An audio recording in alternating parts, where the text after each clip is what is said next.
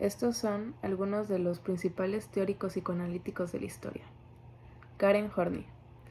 Karen Danielsen, nacida en 1885 en Alemania, fue una de las principales representantes del neufreudismo, un movimiento que desafió las convenciones del psicoanálisis tradicional creado por Sigmund Freud, el padre del psicoanálisis, y permitió que esta orientación teórica se ampliase, especialmente en el campo de la neurosis.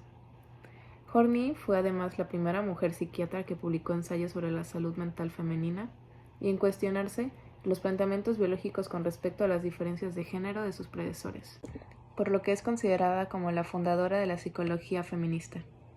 Karen Horney rechazó decisivamente el concepto de envidia de pene designado por Sigmund Freud y argumentó que los sentimientos de inferioridad de muchas mujeres no se debían a un factor biológico o sexual, sino más bien que eran el resultado de la desigualdad social que se vivía en ese entonces.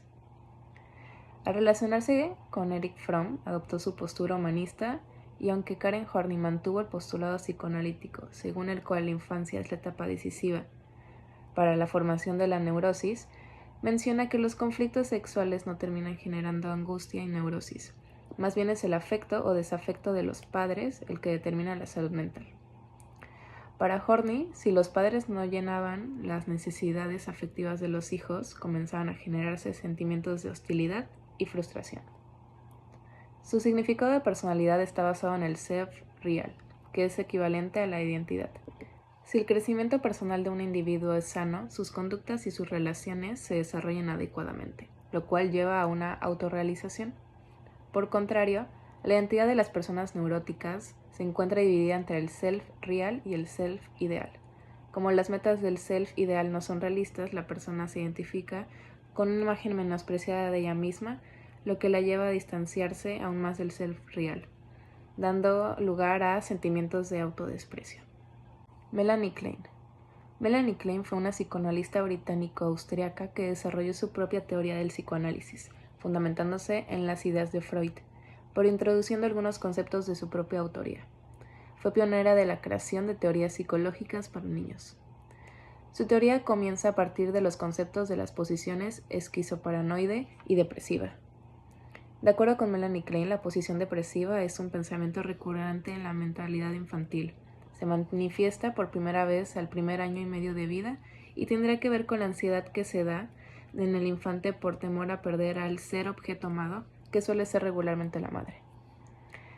En la esquizoparanoide, Klein explica que el lactante experimenta por primera vez el odio y la ansiedad hacia el primer objeto de la relación que posee, que es el pecho de la madre, y lo relaciona como pecho malo cuando no se le tiene y pecho bueno cuando es gratificador.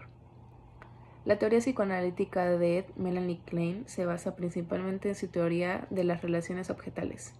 En esta teoría se establece que el sujeto se relaciona con el medio a partir de las sensaciones e impulsos que siente y proyecta sobre los objetos de su impulso. Esta teoría se aplica principalmente en pacientes jóvenes, pues al encontrar en los niños una mayor polaridad instintiva, el yo primitivo ayudaría a defenderse de las angustias y amenazas con los objetos externos, de aquí las fantasías inconscientes. Esta misma teoría nos lleva al concepto de personalidad que Klein apoyaba, el cual dice que el ser humano se encuentra desde el nacimiento en un constante estado de conflicto entre pulsaciones de vida, amor, muerte y odio.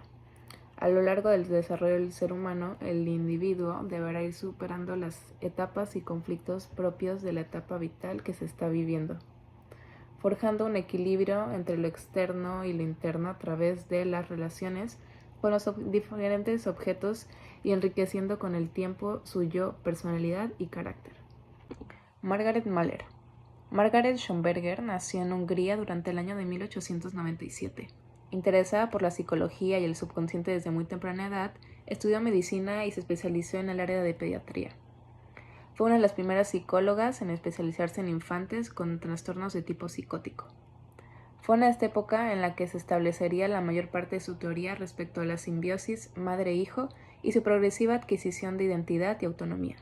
Para Mahler, la personalidad de un niño comienza a forjarse gracias a la interacción con otras personas, inicialmente con la figura de la madre.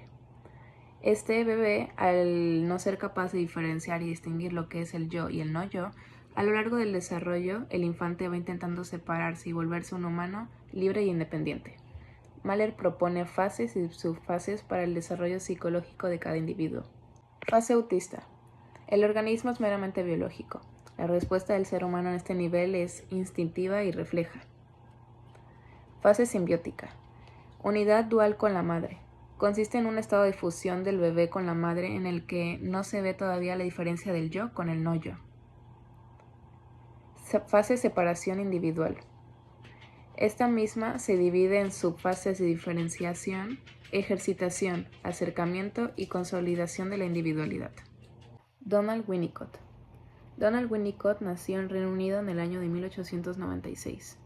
Comenzó a formarse profesionalmente en el psicoanálisis y especialmente en su vinculación con los niños. Posteriormente comenzaría a trabajar con Melanie Klein. Melanie Klein y Winnicott divergían en ciertos aspectos, como la necesidad o no de incluir a los padres en el análisis. Mientras que para Winnicott era imprescindible este aspecto, para Klein no, debido a la creencia de que la angustia es debida a la proyección e introyección que realiza el niño. Un objeto de gran importancia que Winnicott creó fue el objeto transicional, que se refiere a aquel que permite establecer al menor un inicio de diferenciación entre el yo y el no yo, y que le permite reducir la ansiedad en ausencia de la madre al dotarlos del líbido narcisista y líbido objetal.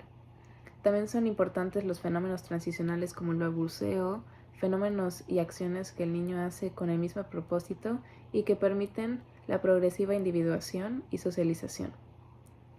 Winnicott dice que la personalidad de todo niño tiene la potencialidad de evolucionar hacia la madurez, la independencia y la integración. Se centró en la relación madre-hijo, considerando al padre un sostén para el mantenimiento del núcleo familiar. La madre es una figura fundamental en el desarrollo psicológico del menor.